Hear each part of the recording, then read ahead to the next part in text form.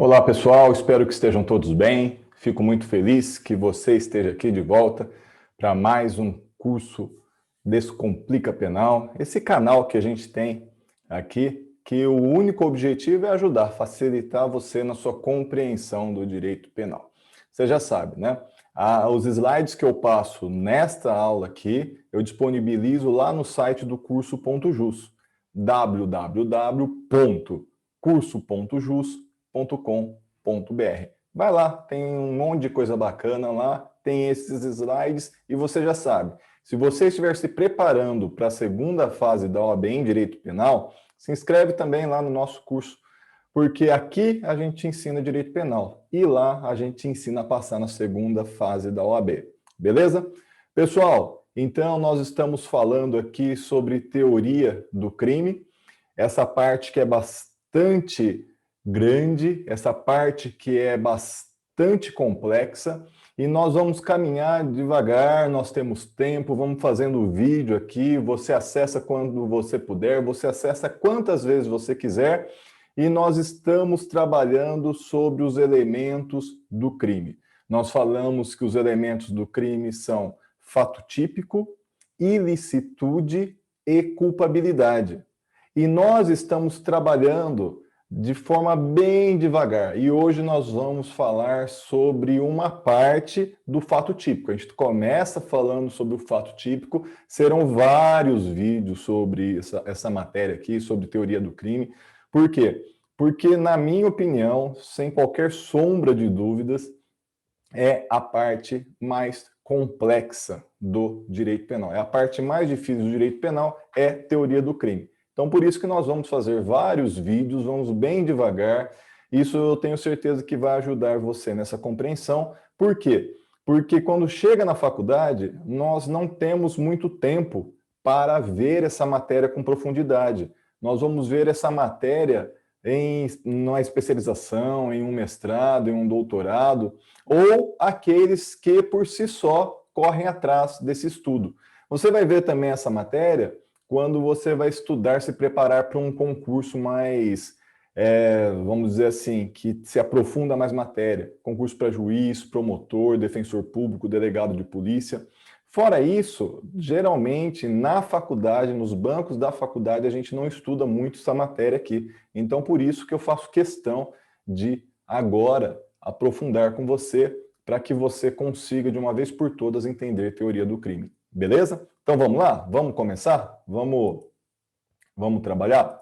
Então, primeiro elemento do crime, fato típico. Gente, é igual análise sintática isso aqui, a gente vai por partes, nós vamos dividir tudo, vamos quebrar bem para que a gente consiga entender. Só que não perde a linha do raciocínio, tá bom?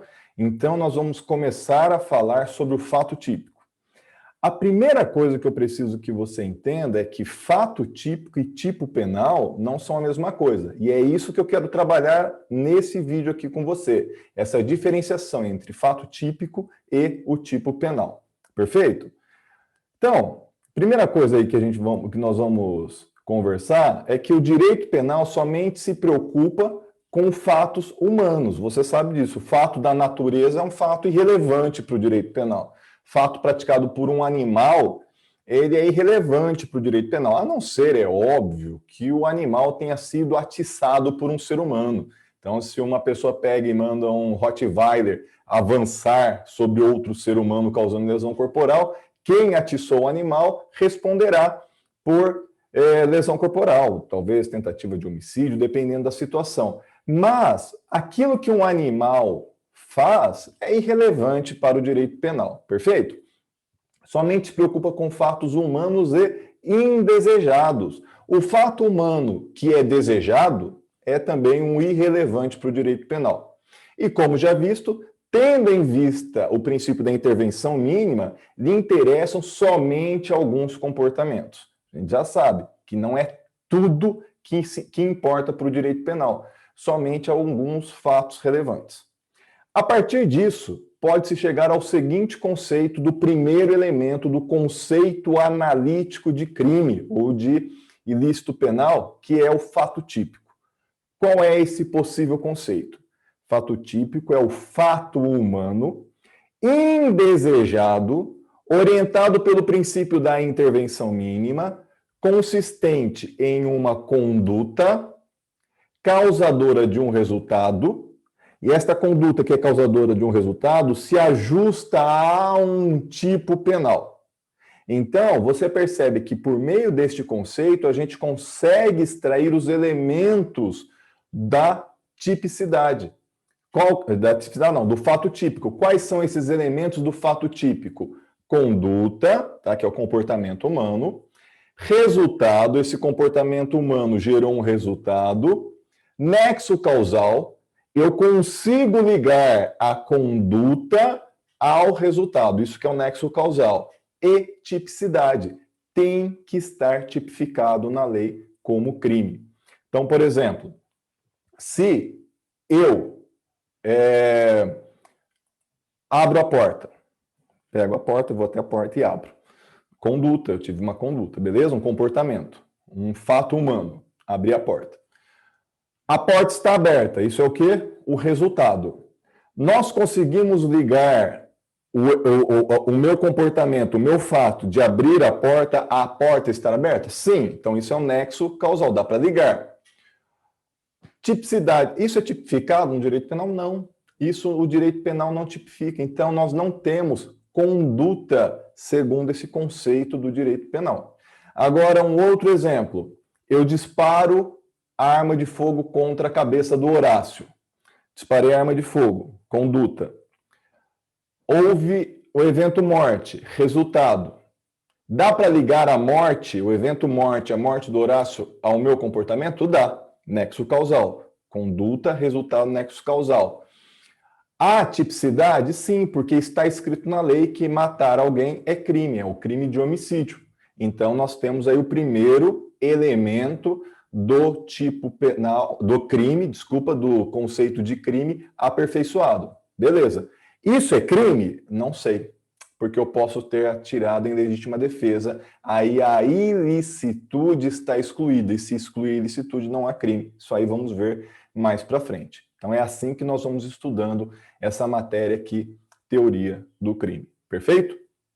Então vamos lá, continuando aqui. Tipo penal. Tipo penal. Tipicidade. Tipicidade não se confunde com tipo penal. Por quê?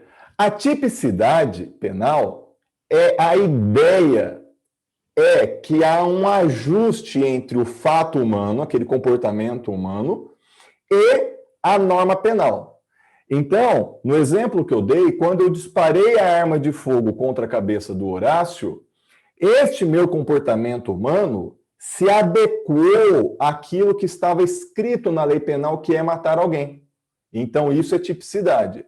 Agora, tipo penal é o modelo que está descrito na lei. Por exemplo, matar alguém. Isso é tipo penal. Tipicidade é a adequação daquilo que eu faço com aquilo que está na lei. Essa que é a distinção, tá bom? Então, antes de nós prosseguirmos, nós temos que falar sobre o tipo penal, sobre os elementos que compõem o tipo penal.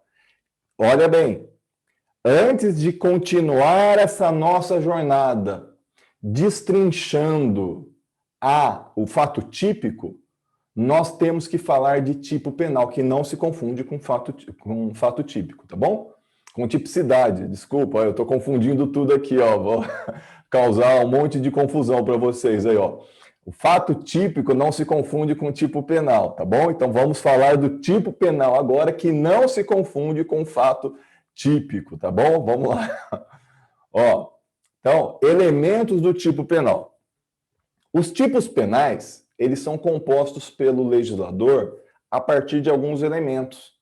Esses elementos podem ser objetivos e, eventualmente, de vez em quando, tem também elementos subjetivos.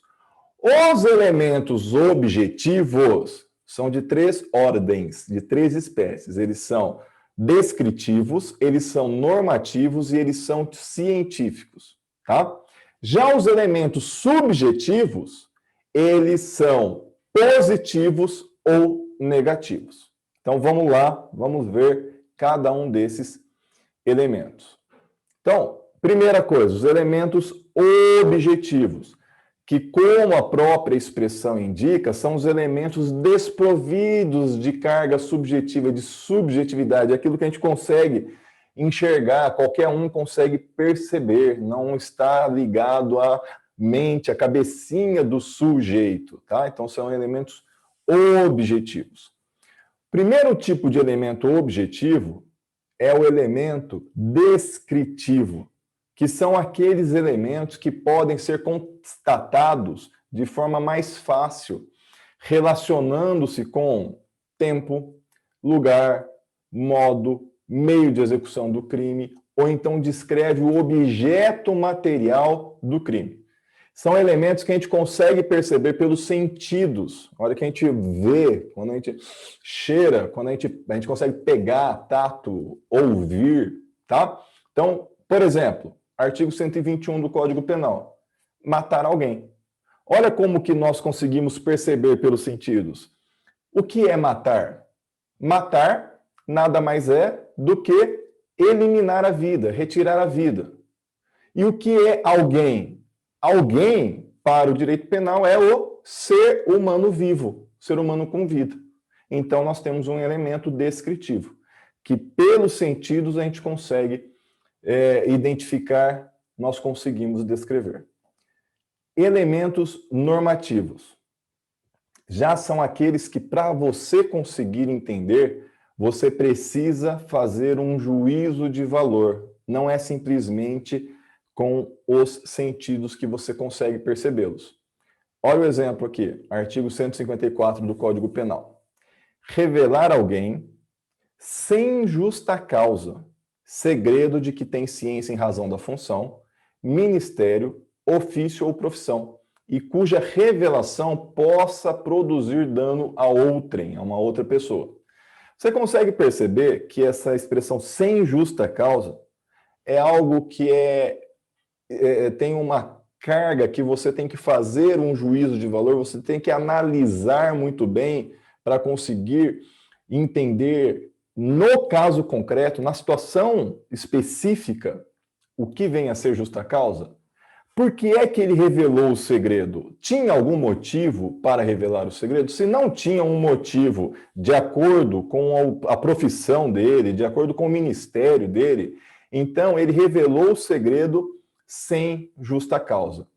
Então, tem que ser feito um juízo de valor para conseguir chegar ao entendimento do que vem a ser justa causa, tá? E elementos científicos.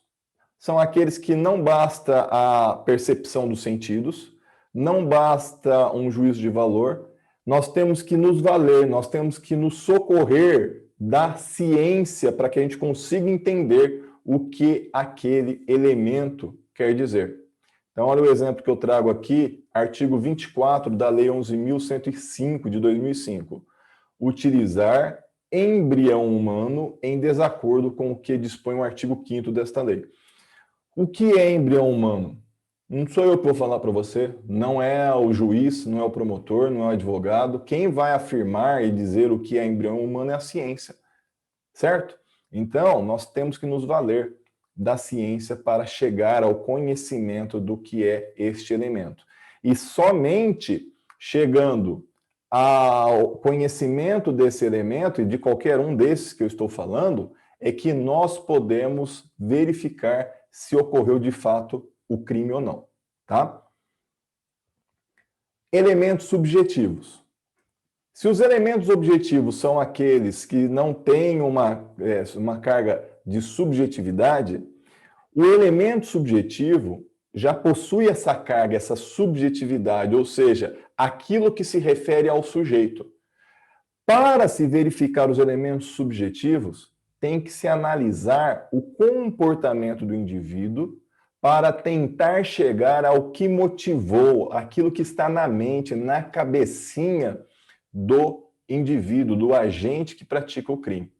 Tá bom? É aquilo que anima, é aquilo que motiva o agente a praticar a conduta. Então vejam vocês, elementos positivos que têm que estar presentes para se configurar o crime. Ó, Você sabe que a Lei 11.343, no artigo 33, traz a figura do tráfico de drogas, no caput.